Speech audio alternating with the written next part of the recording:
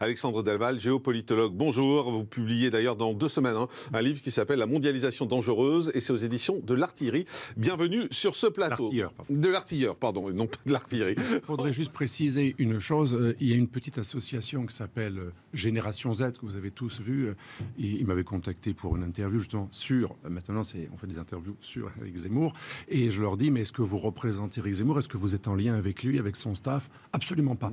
Cette association qui a commencé à afficher avant même, qui a un véritable staff avec une énarque connue qui est autour d'Éric, etc., eh bien cette association disait non, c'est spontané, nous n'avons aucun lien avec lui, et la personne qui présidait cette association reconnaissait elle-même qu'elle n'avait pas le téléphone. Cette ou Zemmour ne contrôle rien, ou bien c'est un faux cul. On vous a écouté longuement, monsieur, vous écoutez longuement. Oui, cette association reconnaissait elle-même qu'elle n'avait même pas le téléphone. Elle n'avait même pas le téléphone d'Éric Zemmour et qu'elle n'était absolument pas en contact. Donc je pense que c'est important de rester calme. Et pour ce qui concerne le CSA, admettons qu'on soit d'accord avec vous, cher monsieur, alors dans ce cas, il faudrait que le CSA soit un peu plus équitable, parce que quand on voit qu'en dehors de CNews, c'est pas pour vous flatter, cher monsieur Mandini, mais en dehors de CNews, il y a une surreprésentation de journalistes, certes, mais qui sont également des militants politiques très engagés, très à gauche ou à l'extrême gauche, et à tel point que je me rappelle, moi une fois j'ai discuté avec un producteur d'une émission d'une chaîne publique dont je ne dirai pas le nom, il me disait, vous comprenez, on ne peut pas avoir trop de gens de droite parce que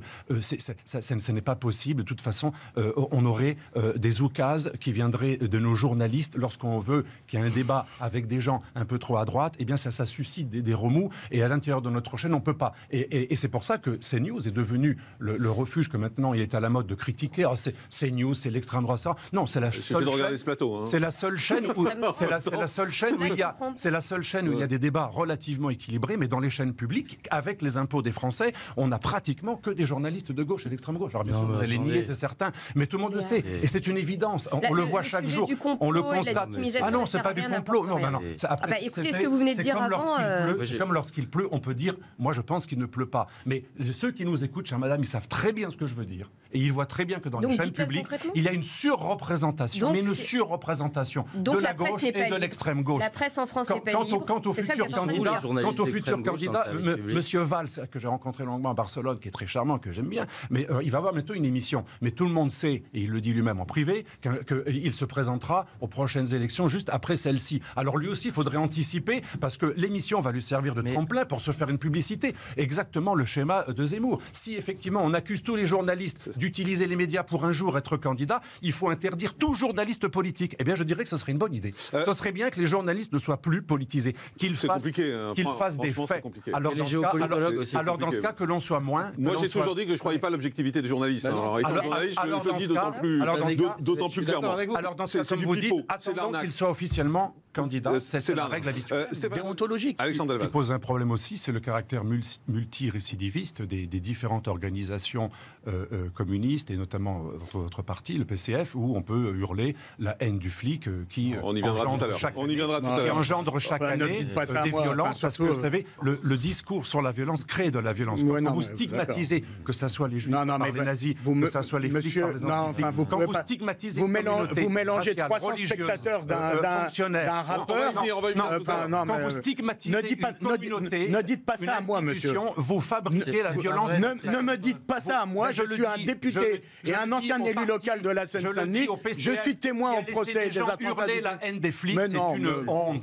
C'est une honte, et normalement c'est condamnable par la loi. C'est n'importe quoi. Moi j'étais avec des policiers vendredi à la fête de l'humanité. Qui hurlaient avec ces agitateurs anti-flics, c'est une honte. Mais oui, c'est une honte. Mais bien sûr que c'est une honte. Si vous le reconnaissez, mais bien sûr, mais je l'ai toujours reconnu. Mais je vous parle de Zemmour, vous me parlez de la fête de l'humanité. Je parlais du PCF. On y vient tout à l'heure. Finalement, on pourrait presque trouver un point d'accord. Si la République n'est pas assez présente, il n'y a pas assez de moyens, mais le mot-clé, en fait, c'est l'assimilation. Et c'est ça qui est dommage, qu'on ait diabolisé ce mot utilisé par Éric Zemmour, car quel est le contraire du racisme ? Le contraire du racisme, c'est quand on veut que l'autre devienne comme nous, parce qu'il vient dans notre société et on a envie de lui faire partager nos valeurs que vous aimez, les valeurs de la République, de l'universalité, des Lumières, etc. Et malheureusement, cette machine à intégrer ou à assimiler, elle est en panne. Vous savez que Mais la Seine-Saint-Denis n'est plus la France. Vous êtes d'accord avec ça ? Non, c'est en France, mais malheureusement, il y a à la Seine-Saint-Denis une majorité de gens qui se sentent pas très français. Il y a eu une enquête très intéressante. Attendez, mais si vous me laissez finir mon propos, vous allez comprendre. Allez sur Internet, il y a une petite association Blackbird très sympathique, locale, qui a fait, vous savez, une interview dans la rue, des gens très jeunes, voilà, et du coin. Et ils demandaient, vous savez, avec un langage très fraternel, mon frère, tu te sens français? Ça a duré, c'est très intéressant, ça dure 1 heure. C'est pas le FN qui a fait ça, hein, c'est des potes des quartiers. Aucun ne dit je suis fier d'être français. Tous disent moi je suis en France mais je me sens pas français. Et je veux pas les stigmatiser, je leur en veux pas moi ces jeunes. J'en veux à nos dirigeants qui ont tout fait pour les mettre sur un plateau d'argent. On les a offerts aux islamistes. On les a désassimilés. On les a offerts à des barbus qui ont comme obsession de ne pas les assimiler. Lisez les propagandes des frères musulmans. Leur obsession c'est qu'on ne s'intègre pas aux valeurs laïques. Et regardez Samuel Paty. Samuel Paty, vous savez pourquoi il a été tué? À cause d'une association de la Seine-Saint-Denis qui a pignon sur rue, un U93, dont un des imams à la mosquée de Pantin a diffusé une vidéo qui appelle à punir les blasphémateurs. Ça, c'est pas la France. Quand on appelle à punir les blasphémateurs et que ça incite un pauvre Tchétchène ignorant à peine majeur à tuer quelqu'un, je suis allé dans les collèges de vous avez toléré ce genre d'association. Cette association UEM93, elle est tolérée. La mosquée de Pantin, elle a été inaugurée par la droite comme la gauche. Je l'ai même dit une fois à Valérie Pécresse, très franchement. Ces associations islamistes locales, elles ont pignon sur rue et elles diffusent une anti-France, une haine de la France. Romain Colas, là-dessus. Je suis, pardonnez-moi, abasourdi parce que je. Oui, on sait très bien ce que vous êtes choqué. Le réel choc. Écoutez, vous connaissez cette association UAM93 Vous avez débité. Vous connaissez la mosquée de Pantin? Non, mais est-ce que c'est faux tout ça? Je vous laisse. Non, mais vous êtes choqué. Vous êtes choqué. Est-ce que c'est faux? Je vous laisse. Bah oui, est-ce que c'est faux? Non, mais je vous laisse. Oui. Non, mais dites si c'est faux. Allez-y. Non, mais moi, non, en fait, si ça vous embête pas, je vais dire ce que j'ai envie de dire. Je vous ai laissé énoncer. Je vous ai laissé énoncer un certain nombre de choses avec lesquelles je peux être d'accord et d'autres avec lesquelles je ne suis pas d'accord. Mais pardonnez-moi de vous dire que je suis choqué. Pardonnez-moi de vous dire que je suis choqué par la méconnaissance qui est la vôtre, et je reprends ça. Prouvez. Laissez-le finir sa phrase, s'il vous plaît. Ça fait 3 fois qu'il la commence. Qui est la vôtre, du travail de terrain qui est engagé par des élus, qui est des gens qui est fricoté, à droite comme à gauche. Et je crois, Jean-Marc, venir assez souvent chez vous pour le dénoncer. Surtout à droite. À droite comme à gauche. Qui est des gens qui est fricoté avec les islamistes, à un moment, qui n'est pas vu le danger qui pointait. C'est une réalité que nous pouvons partager. En revanche, quand vous attaquez Stéphane Peu... Non, je l'ai pas attaqué. Laissez-moi finir. Je ne l'ai pas attaqué. Et le Parti communiste français. Ce n'était pas le Parti communiste. Et le Parti communiste. On a compris. Quand je parlais de UE93... Laissez-le. Non, Alexandre. On ne peut pas dire ce qu'on a D'accord, mais vous répondez après. Alexandre Delval. Laissez-le parler. Faites pas de théâtre. Stéphane Peu, il fait partie de ces élus. Et moi, je connais sa commune. Il est assez grand pour se défendre, non? Oui, non, mais... Allez-y. Il n'est pas assez grand pour se défendre. On dirait que vous le paternisez. Ah non, il n'a pas besoin de moi pour ça. S'il se sent insulté par moi, il me le dit. Non, mais excusez-moi, depuis tout à l'heure, ça sert à rien. On est en train de se noyer, ça sert à rien. Juste banlieue tous les deux. Voilà, c'est ça dont on parle. Une réalité qu'on connaît, que vous ne connaissez pas, monsieur. À votre place, si vous dites que je l'ai incriminé. Décidez de ce que je dis. Vous voyez, c'est ça. Alexandre, est-ce que vous pouvez, s'il vous plaît, faire 2 minutes de silence?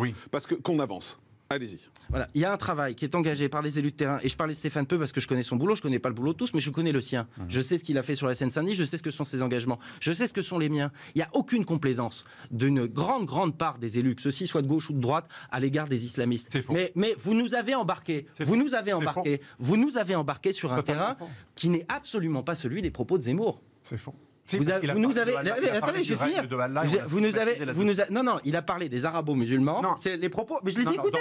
On vient de les voir. Non, mais là, moi, je vous parle de ça. Il a parlé des islamistes. Attendez, si je réagis à ce qu'on a vu. Juste, attendez. Romain Colas, merci de nous retrouver en direct. Le débat continue pendant la pub autour justement de ce qui s'est passé à la fête de l'humanité. Alexandre Delval, réaction à la France Insoumise, le porte-parole de la France Insoumise, des jeunes de la France Insoumise. Je pense que ces gens qui sont assez brillants souvent dans ce parti, leurs porte-parole et leurs héros, sont irresponsables parce qu'au-delà du fait qu'ils ont soutenu des gens qui insultent et qui appellent à presque même être violents contre les flics, il n'y a pas que ça. Ils soutiennent des rappeurs, ils soutiennent des hommes politiques, ils soutiennent des groupuscules comme la Ligue de défense noire africaine qui a tenu des propos ultra antisémites récemment et des propos même francophobes où on dit même qu'il faut tuer des Français parce qu'ils ont été colonisateurs. Enfin, on n'est quand même pas tous des descendants de colonisateurs et de toute façon on ne se fait pas justice soi-même. Ils sont en train de justifier un discours de l'auto-justice, mais c'est une régression barbare. bizarre. Et je ne comprends pas. Et moi, je comprends par contre votre discours. J'aime pas votre parti, mais votre discours est républicain. Non, mais je le précise parce que l'attaque à dominer ne sert à rien. Mais ce qui est dommage, c'est que vous soyez allié avec des gens qui ne respectent pas vos valeurs. C'est peut-être la différence entre le vieux PC qui était un peu ordre et les trotskistes qui veulent une révolution permanente. On ne peut pas s'allier avec la France insoumise. Je pense que vous devriez dénoncer ces alliés qui sont des révolutionnaires. Et comme tout révolutionnaire, ils veulent utiliser des groupuscules, toutes sortes de haine. C'est pour ça qu'on fixe sur Zemmour depuis une heure. Mais la haine, est-ce qu'elle n'est pas encore plus forte de la part de nombreux groupuscules? Regardez un rappeur qui a dit il faut buter les Français et les bébés français. Est-ce que c'est pas pire que ce que disent? Mais ça choque personne parce que c'est l'artiste. Non, mais vous la condamnez beaucoup moins. Je ne vous ai pas vu demander, exiger des procès contre les rappeurs qui disent qu'il faut tuer les Français. Est-ce que le Parti communiste peut s'allier avec la France insoumise qui valide tout le monde déteste la police? Moi, je pense que oui, mais je vais répondre. Attendez, je vais répondre à votre question parce que franchement, entre Zemmour et le rappeur, là, on a deux faces j'ai envie de dire d'une même médaille. Non, le rappeur il dit qu'il faut tuer. D'une même médaille de la haine, de la. Je regrette Zemmour. Je considère que il faut un rassemblement le plus large possible de la gauche et des écologistes, mais qui doit se faire dans la clarté. Et qu'il y a des fondamentaux sur lesquels on ne peut transiger. Voilà. Et la conception républicaine du débat public fait partie de ces valeurs sur lesquelles on ne peut pas transiger. Et donc il n'y a pas d'accord possible politique sur un projet de société comme vous l'évoquez avec des gens de cette nature-là. Parfait, c'est ce que j'aurais eu à entendre dans la bouche du député communiste. Mais vous savez, les gens peuvent évoluer. Hein. Il a le droit de devenir intelligent, le type qui parlait tout à l'heure. Mais d'une certaine manière, avec des mots différents. Moi, non, vous dites on peut s'associer. Excusez-moi, vous dites oui, il peut y avoir un accord avec la France insoumise qui a ces valeurs-là. Moi, mon objectif, c'est d'avoir un programme qui remette la question sociale. Ouais, mais bien évidemment, dans un cadre républicain avec des valeurs républicaines. Et je ne suis pas d'accord avec eux là-dessus, donc on en discutera et j'espère que... Et vous finirez par tomber d'accord, parce que c'est la seule solution pour vous en sortir et un jour... Vous savez, non, on est d'accord avec Jean-Luc Mélenchon, il faut être à 100% d'accord avec lui, donc c'est pas... Alexandre Delval, juste un mot, parce qu'après vous allez nous quitter, on va parler du Covid. Oui, très rapidement. Ça me rappelle la campagne de Benoît Hamon, qui pourtant n'est pas communiste, lui il est plutôt du parti de monsieur, qui allait draguer les pires salafistes de tous les départements, mais les pires, on a même des photos avec des gens qui sont connus pour être extrêmement dangereux. Mais qui est-ce qui divise la nation aujourd'hui? Je regrette Zemmour, on ne devrait même pas en parler à l'ennemi tant qu'il n'est pas candidat. C'est pas lui qui divise la nation, c'est tous ceux qui appellent à la haine de la France, qui appellent à la suprématie des valeurs de la charia sur celle de la République. Fait plus partie de la France. Et moi, ce que je n'oublie pas, monsieur, je l'ai rencontré il y a 20 ans sur un discours justement sur l'assimilation. Nous parlions de tous les fils de rapatriés, comme lui, séfarades, ou comme nous, Italiens d'Algérie et de Tunisie, et on était d'accord sur une chose. Le vrai antiracisme, c'est l'assimilation. On ne peut pas qualifier. Alors, il était condamné peut-être, mais aujourd'hui, en France, on peut condamner quelqu'un qui est assimilationniste de racisme. C'est pas ça, le racisme. Lisez Lévi-Strauss et regardez ce que disait Lévi-Strauss sur la charia. Regardez ce que disait Lévi-Strauss sur ce qu'il craignait pour la France. Claude Lévi-Strauss, Triste Tropique, je l'ai relu avant de venir dans cette émission. Vous allez être sidéré, il va plus loin que Zemmour sur le danger du communautarisme. Merci, et l'antiracisme, c'est intégré. L'antiracisme, c'est l'intégration. Merci, vous publiez La mondialisation dangereuse, un livre qui sort dans 2 semaines. Merci d'avoir été avec nous. On va passer